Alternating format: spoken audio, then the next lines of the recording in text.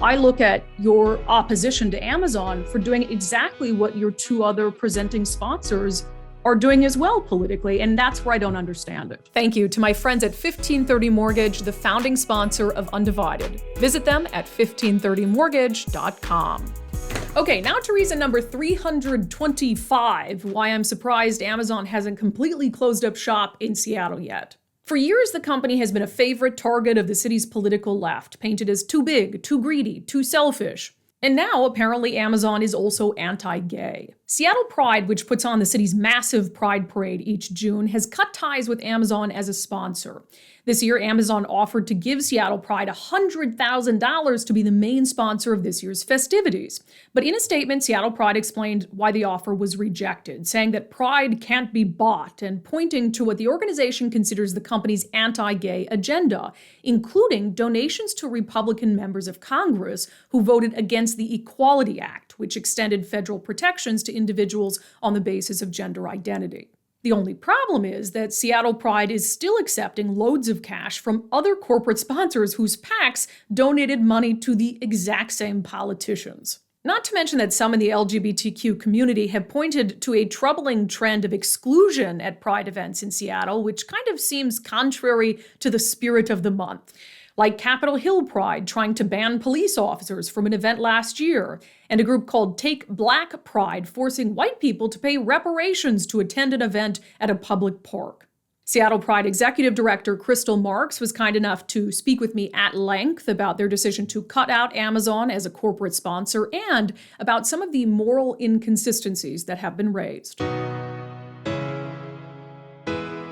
Well, I appreciate you taking the time to chat. I think you probably know that our opinion on this is going to be a little different, but hopefully we can have a good conversation about it and sort of work out some of the facts. And I'll just be upfront about my opinion. Sure. Some of my best memories in Seattle are at Pride. I'm straight, but I consider myself an ally. But I feel like this is bordering on maybe a political statement of some kind and maybe a counter to the spirit of the day. So that's the opinion that I'm approaching this conversation with, but I'm definitely open to hearing sort of your thoughts, obviously, or else I wouldn't be having you on. Sure. So first, Crystal, just explain your background a little bit, because you ran for office, you were on the Burien City Council, correct? Yeah. So I have been in the nonprofit world for a little over 15 years in various roles. Most recently was also on the Burien City Council from 2018 to 2022, was deputy mayor the last 2 years, and have been here at Seattle Pride as the first actual employee and the first executive director since October of 2019. And so you haven't actually had to oversee a parade, right? Because 2020 and 2021 didn't happen. Yeah, I haven't had the chance to yet. I'm looking forward to it this year. Yeah, I think it'll be great for everyone just to get back. It's one of our first really big events, I think. How have you gone about, sponsorships are obviously important for an event that large. How have you gone about, Amazon aside, any specifics aside, trying to find partnerships for this, or do they come to you? It's actually a mix, and that's a great question. So we have returning sponsors, people that have enjoyed sponsoring Seattle Pride in the past. And I normally reach out and let them know that it's time to start planning for the new year. And then also we do get a lot of inbound requests, unsolicited, from whether it's small mom and pop shops up to national chains that want to sponsor the event. Gotcha. And so this year with Amazon, they've sponsored in the past, not during the pandemic. Am I correct on that? That's correct. Okay. Amazon, did they reach out to you or did you reach out to them? Amazon reached out to me in January. Okay. Did you have any feelers out at all or any sort of desire to partner with Amazon? To the best of my knowledge, I hadn't sent anything to Amazon this year. We had in 2021 and 2020 during the pandemic, and obviously years before that too. So when you get this offer from Amazon, $100,000 to be a presenting sponsor is my understanding. How was that offer received by you initially? Yeah, it was actually, they asked for a title sponsorship. So we do have a presenting sponsor level, which is our highest. They asked to be a title sponsor of Seattle Pride, the Seattle Pride Parade, at $100,000. My first reaction to that was excitement, to be completely honest. As a executive director of a small nonprofit, you see a large sponsorship opportunity, and that is going to be your gut reaction. So I engaged in conversations with them around that and then brought it back to the board for our February board meeting, which was the next occurring board meeting. So just so I'm clear, was there ever a point, you said you were excited about it. So you didn't know the entire time that you guys weren't going to accept it. You did entertain the offer from Amazon. Oh, of course. We did talk about it as a board and staff. The initial surprise at that amount was at first, the initial response was great. This is, a large percentage of our budget to keep the rest of our programs free. And then once that shock wore off of being approached with not having to ask for that amount, and like, okay, now wait a minute, what all are they actually asking for? And it was that moment of let's everybody take a breath and look at what this offer actually means. So what to you, and I did read an article the stranger wrote on this that you're quoted in, what to you of the Amazon offer and expectations didn't sit right with you?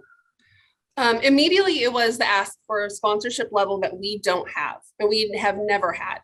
And the ask to attach their name to the actual title of the parade.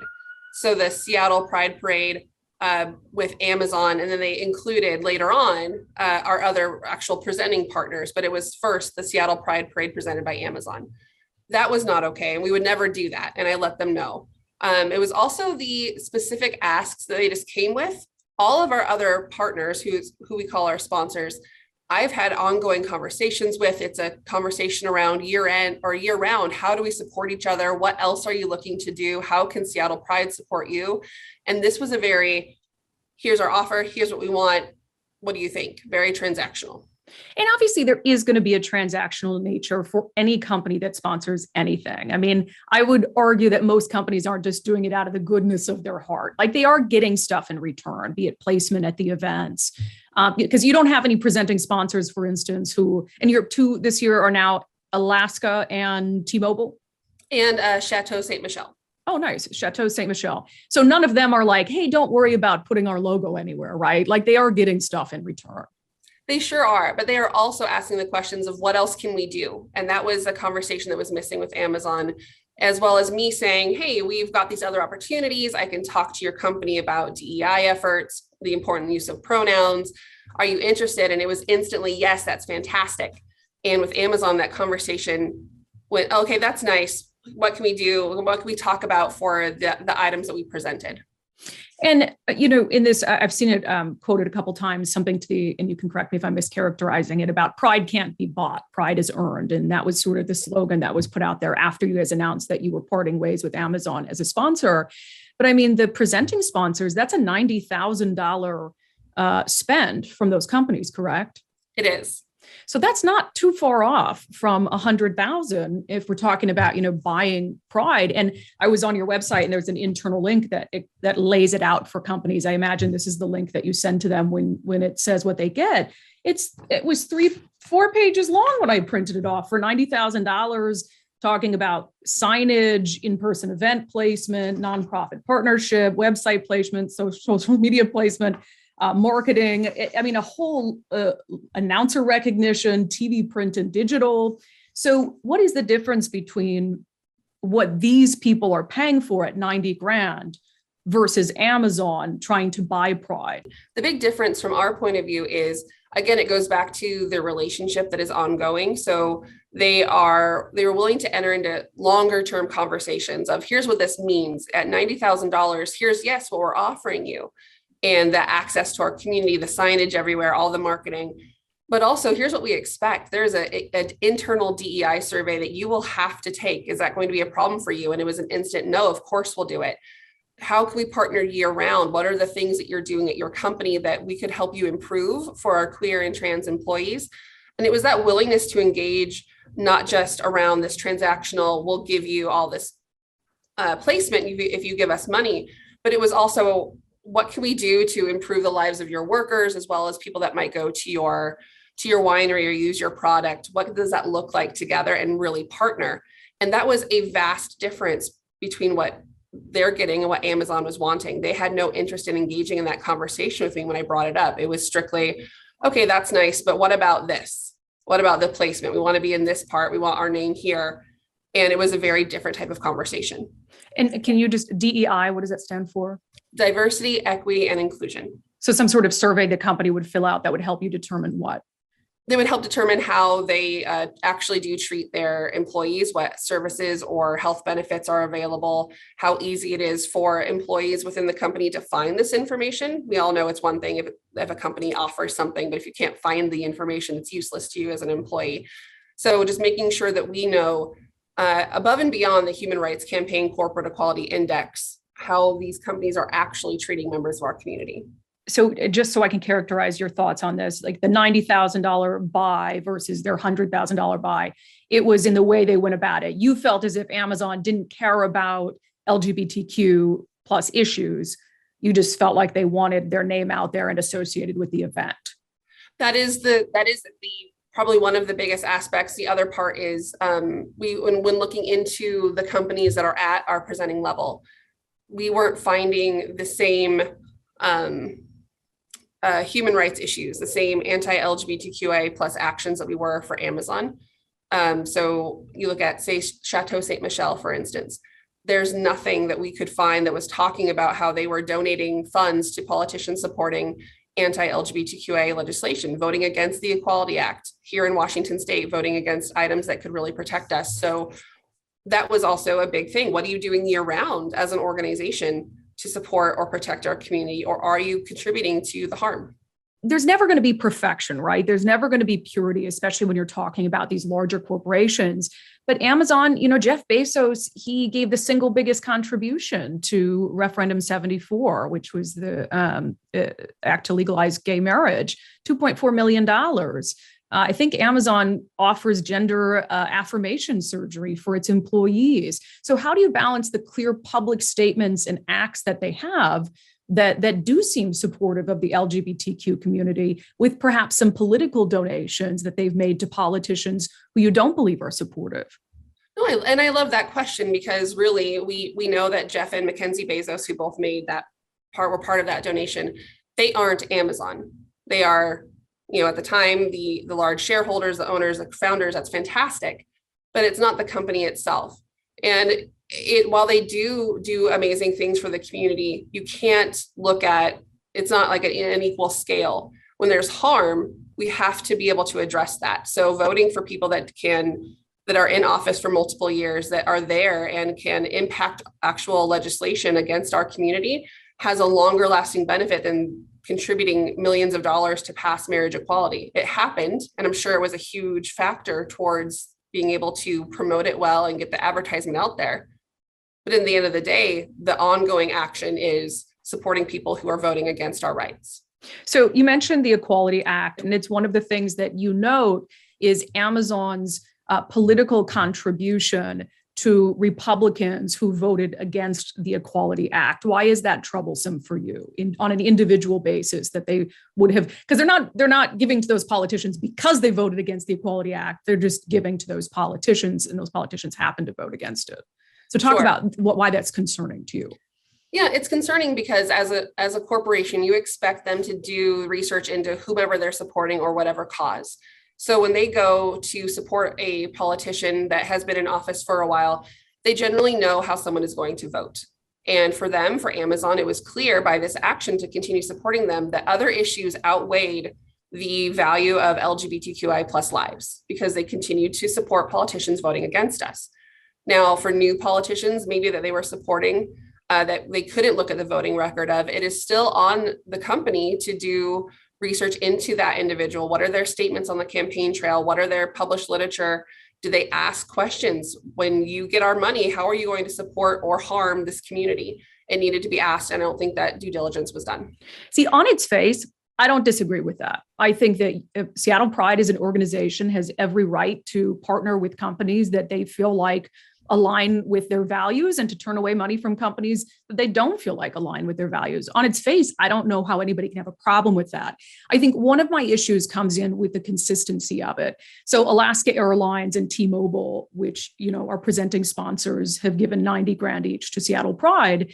They have their donation history for their PACs is almost 50-50, Democrats and Republicans. As an example, 2021 and 2022, T-Mobile gave slightly more to Democratic federal candidates. But for instance, they supported more Republicans in Senate races in those 2 years. When you look at Alaska Airlines, they have given exactly 50-50 to Democrats and Republicans, and they also supported Republicans who voted against the Equality Act. So I look at your opposition to Amazon for doing exactly what your two other presenting sponsors are doing as well politically, and that's where I don't understand it. Yeah, I'm happy to speak to that. So first, the level that T-Mobile and Amazon are at is our presenting level, but their financial contributions are about half of what that 90,000 is, because we raised the level to 90,000 about a year and a half ago. And Alaska and T-Mobile had already signed in for presenting partners at a lower level when the level was lower. So what do they give? What are they giving? About between 45 and 50,000. Okay, so still a lot of money, still you're is. Presenting sponsors, still supporting Republicans who oppose the Equality Act. Sure. So we'll start with that just to set the record straight on the amount. In terms of what and who they have supported, we're also looking at the relationship over a longer term. What have they done to show improvement towards supporting LGBTQIA plus lives? The steps that Alaska has made, even announced recently about gender neutral uniforms is one thing. Looking at how they have improved, how their employees have been treated is crucial for us. What have they supported in addition throughout the year? And then the whole thing that is really important to remember, though, is we're evaluating every partner. We happen to start with Amazon because of this huge ask that they came in with and what they were asking for in return. And we are evaluating all of our corporate partners. Everyone's required to take that DEI survey. Everyone will be addressed. And we are looking at ways to suggest improvement based off of what we're finding and what we're researching. And if that improvement isn't made, then we won't partner again. But we did start with Amazon because of their ask. So is it fair to say, as you continue to reassess, that Alaska Airlines and T-Mobile, based on their support of the very politicians that you're admonishing Amazon for supporting, that they could be dropped as sponsors in the future? It is very possible, yes. And any corporate sponsor, it's possible that we partner with new people that we've never realized supported our community. And it's possible that existing partners that we have will be asked to address certain things or not continue sponsoring with us, which is also key with Amazon. We provided them with a way to move back towards partnership. And so far, it's been crickets. What did you provide them with? What did you say they could do to get back in your good graces? We asked them to ask for the return of campaign funds to individuals who voted against the Equality Act and other anti-LGBTQI legislation. We also asked them to remove any anti-LGBTQI plus groups from their Amazon Smile donation page, which already the existence of them on that page goes against their user agreement already. They're not supposed to allow groups that promote discrimination and homophobia, and yet there are clear examples of groups that are doing that right now that are on their page. Have you asked Alaska and T-Mobile to ask for the return of contributions to these Republican candidates? We are working. So our focus obviously had been on Amazon because of that ask. So we're working through everything right now and coming up with a list of items of concerns or things that we support that we're going to go to all of our partners with. So their conversations will be ongoing with our existing partners. Do you think, Crystal, though, you're going to run yourself out of possible corporate sponsors? I mean, when you look at corporations, so many of them, they support politicians on a variety of issues. It's not just one single issue, business interests, taxes. I don't know that you're going to find a corporation that can offer up that much money that doesn't have a record of supporting, for instance, some Republicans who have voted against issues that you care about. The concern is there that obviously we're losing out on funds, and that's a hard thing as an executive director to face. But at the same time, we're not looking for purity. We're looking for improvement and relationship.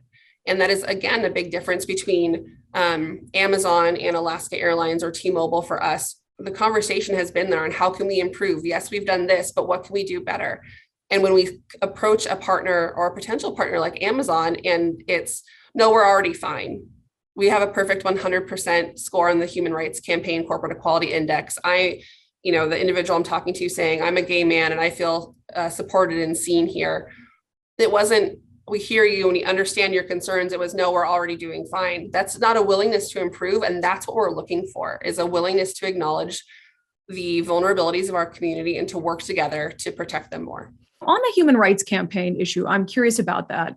You use their score to identify politicians who might be supporting anti-LGBTQ issues. And so, for instance, you referenced that Amazon has given to candidates who have a terrible, like an F rating with the Human Rights Commission. But Amazon itself, as you note, has a perfect score with the HRC. But in your statement, you dismiss that as saying that the scoring index just in that instance isn't reliable. So I guess how can you have it both ways? How can you rely on the HRC score to gauge what politicians don't support you, but dismiss it when it comes to Amazon, which has a perfect score? So there are two separate scoring rubrics that the HRC uses. For politicians, they're able to look at actual votes taken, so actual actions, and they dig into that more, where they can say, politician F supported these things and voted against these things. Whereas the Corporate Equality Index looks at publicly available documents. It does not dig nearly as deep. It looks into employee handbooks to an extent, and it also relies on employer reported data. So an employer obviously is not going to say, well, actually, we had individuals die in a warehouse, or we're preventing unionizing. We are supporting anti-LGBTQ politicians. It's going to present facts. I'm not saying Amazon is misleading, but it also is not going to present everything. And it doesn't survey employees either, which is a huge issue that we see. You need to actually talk to those who are impacted to understand how they are impacted. So it's two different surveys, two levels of research. One is much deeper and easier to find information on for politicians for their score. The other one is relying on self-reported scoring. So I want to talk about, first of all, I'm straight. I think you're straight too, right? No, I am bisexual. Okay. And so, I can have my disagreements about this, but I wanted to read from people who are actually part of the LGBTQ community. You're familiar with Glamazon. So Glamazon is an internal group of Amazon workers who are part of the LGBTQ plus community. And they put out a statement about this, and they were incredibly disappointed. And I want to read their words to you and have you respond to that. They said, "To us, Pride is about inclusion and lifting up people from all parts of the LGBTQ plus spectrum. Excluding us is the antithesis of Pride, and we are deeply disappointed by this development. We have marched in the Seattle Pride Parade for years with Glamazon, and these have been some of our proudest moments at Amazon. Here you have a group of people in the LGBTQ plus community who are calling what you're doing the antithesis of Pride. What do you say to them?" I appreciate the opportunity to address that, because we have heard from countless. I have so many, I was trying to pull them up here on my screen, but I have so many messages from Amazon employees, queer and straight alike, who have made donations to Seattle Pride since this happened, saying, "Amazon employee here, thank you for standing up to this." So I think it's important to acknowledge that the LGBTQIA community is not a monolith, not inside Amazon and not anywhere else, just like any other marginalized community. So their feelings may be entirely or are entirely valid. And I hear that, and I'm sorry that that's how they're feeling. But to be very, very clear, when I talked to Amazon, I made it crystal clear that their employees are still allowed to march in the parade like anyone else. So that is still the inclusion. They're still able to be there in the parade. They just get to march like everyone. They don't just get to have their logo everywhere. They don't have that sponsorship benefit of year-round us promoting their company. But they're still going to be celebrated and welcomed with open arms. There is no difference to the experience of on-the-ground employees on June 26th than there would have been. So why do you think they're so disappointed? I honestly think it's the internal messaging. I have heard about a newsletter that was sent by Glamazon, the top of Glamazon, out to employees. And the messaging in there was that they were not welcome at the Seattle Pride Parade. Well, maybe they don't feel welcome because their employer is being rejected. Their employer is being rejected from sponsorship, but they have been told that they're able to walk in the parade. So there is a very big difference there. And their employer was telling them that Seattle Pride won't let you walk in the parade. So that's what their employer is saying, which is false. And is that something you can provide me with? Because I have not seen that. Is there an email, or if you can get that, I would like to see that. Yes, I'd be happy to try to find something for you. I am reporting what Glamazon employees have told me directly. Okay. I guess I just generally, as someone who, I'm not a Republican, but I vote for many Republicans. I have a pretty split ticket, I would say, most years, but I consider myself an ally. I have friends who are gay and who are Republican. And so when you go back to this theme of this month is supposed to be about accepting our differences, about inclusion, not exclusion. But in the last couple of years, we've had some weird headlines. Capitol Hill Pride, which is a different organization, of course, told police officers they weren't welcome at an event recently. There was a Pride event, again, not affiliated with you, but up on Capitol Hill that excluded white people from the event. And so all of these things, and excluding Amazon, to me, and to obviously some people in the LGBTQ plus community, it feels counter to the spirit of the month. What do you say to people who feel that way? Sure. Well, just a small correction, taking Black Pride, and I appreciate the mention of who did and did not put on the events. We do support that event, and white folks were welcome. It just had to pay a reparation. They had to pay a reparation fee. Sure. And just like, that was that organization's right to do so. And it's speaking to healing some really horrible wounds that our country is still facing. Now, in terms of the month of June, supposed to be all about, inclusivity and celebration, that is a very different take overall from what the majority of the LGBTQI plus community feels. Yes, it's about celebrating the full person, about being seen. This is our month to be out and proud, and that's wonderful. But Pride started as a riot. It started as a pushback. It was Black trans women who said, enough, we are done with this. We're no longer going to be bribing police to be able to celebrate in our own spaces. That was what Stonewall was in 1969. So Pride is also a march for our rights. It is a time to come together and recommit to the commitment of fighting for LGBTQI plus acceptance. So us at Seattle Pride as a 501c4 nonprofit who gets to engage in advocacy, we get to lobby if we choose to do so. It is important for us to live out that aspect of our mission and to support the whole community, which is also pushing back. And in supporting the whole community, what about Republicans who are gay? Sure, they're welcome at our events. We are not a partisan organization. We had Vote with Pride in October, and I sent out, that was basically a voter education event to get more queer and trans folks to vote. So we sent out a voter survey to every single candidate running for mayor, city council, port, and then everything in the city of Seattle, all the different positions that were open this year, asking everyone to fill that out. We did not exclude anyone. We reported everyone's scores based off of how they answered and according to a rubric.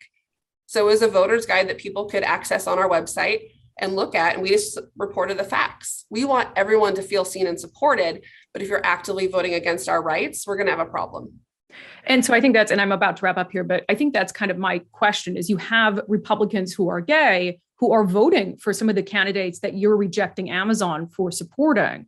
So I can see how a gay Republican might feel excluded from the group. I hear what you're saying, but there is no mention of like gay or Republican or Democrat at our events. There's no mention of the everyday voter. If you didn't vote for these specific things, you're not welcome here. It is a day on June 26th at the Pride Parade where we celebrate you. You're here. We're all one big family. Let's be together. We are holding our corporate partners to a higher standard, and that is on that individual to decide if they agree with or not. Okay, let's end with this. As someone who has covered politics in Seattle for more than a decade, I am highly suspicious of any Amazon bashing because I have seen it used so many times for attention, to grab headlines. You have been a political candidate at a high level. You have appeared at events, campaign events with Shama Sawant, the Seattle City Council member who has made it the promise of her political career to take down Amazon and Jeff Bezos. And so when I hear this and when I see the rejection of Amazon put out in such a very public way, there's a little skeptic in me that thinks it was done for attention, done for headlines, done to further the vilification of Amazon. What do you say to people like me who might suspect that? I say it's always wise to question what you see and hear. And so I understand that. I want to set the record straight. However, I've never met Shama in my 4 years in politics. The event that we were supposed to speak at, I wasn't able to attend due to a child being in the emergency room. So there's a little bit of just a correction there. I'm not saying I'm against her or for anything. I think she's done a great job and it's its own thing. There's no desire for myself as a former elected official to or for Seattle Pride as an organization to try to make a name for ourselves or for myself. At the end of the day, I identify as a queer woman. I have a transgender son. It is important to me as an individual that my community is safe. It is important to Seattle Pride as an organization that exists to advance LGBTQI plus rights, to make sure that we are accepting money responsibly and supporting our full community. I don't see a long-term strategy being attacking Amazon being wise personally, professionally, or as an organization. And I don't see it as an attack. We are saying there is a flaw in the relationship that we have. You've been a past partner of ours. We're identifying that flaw. Please fix it. And let's partner again in the future. The door is wide open for that. And I have no desire to bash any corporation, even as myself. My goal is to build relationships. And that is something that I love doing here at Pride. And thank you to Crystal Marks for having that in-depth conversation with me. In response, Amazon sent me the following statement. Amazon has long supported Seattle Pride because we believe that the rights of LGBTQ plus people must be protected. We stand together with the LGBTQ plus community. We're early and strong supporters of marriage equality and are working at the U.S. federal and state level on legislation, including supporting passage of the Equality Act. We also work hard to offer an inclusive environment for employees, and for 5 consecutive years, we've received a perfect score on the Human Rights Campaign's annual Corporate Equality Index. Thank you to the founding sponsor of Undivided, 1530 Mortgage. Visit them at 1530mortgage.com. If you like segments like this, consider becoming an Undivided subscriber on Patreon or Locals. It helps me continue this work independently. brandycruz.locals.com or patreon.com/undivided.